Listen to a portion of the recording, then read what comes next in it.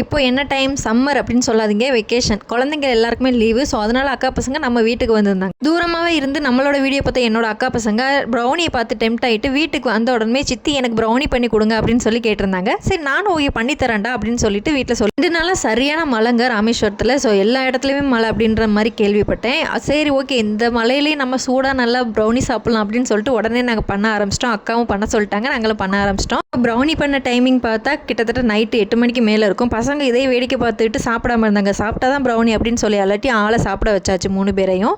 இந்த மலைக்கு அழகாக சிஸ்லர் ப்ரௌனி சாப்பிட்டா சூப்பராக இருக்கும். ஆனால் சிஸ்லர் ப்ரௌனிக்கு அந்த தவா நம்மக்கிட்ட இல்லை அப்படின்றனால சரி ஓகே சூடாவது ப்ரௌனி சாப்பிடலாம் அப்படின்னு பசங்க எல்லாருமே நல்லா சாப்பிட்டு முடிச்சதுக்கப்புறம் ப்ரௌனி பீஸ் போட்டு அதில் கொஞ்சம் கொஞ்சம் ஐஸ்கிரீம் வச்சு, ஏன்னா நைட் டைம் மழை வேறு, அதனால் அதிகமாக வைக்கக்கூடாது அப்படின்னு கொஞ்சம் கொஞ்சமாக ஐஸ்கிரீம் வச்சு நான் 3 குட்டீஸ்க்கும் ப்ரௌனிஸ்லாம் எடுத்து வச்சுட்டு அதை அரேஞ்ச் பண்ணி கொடுக்க ஸ்டார்ட் பண்ணிட்டேன். ஆனால் அஹானால ரொம்ப நேரமாக எட்டி வெயிட் பண்ணி பார்த்துக்கிட்டு இருந்தாங்க. சரி இதுக்கு மேலே கொடுக்காம விட்டு அழுதுருவா அப்படின்னு சொல்லிட்டு 3 பேருக்கும் தூக்கி கொடுத்துட்டேன்.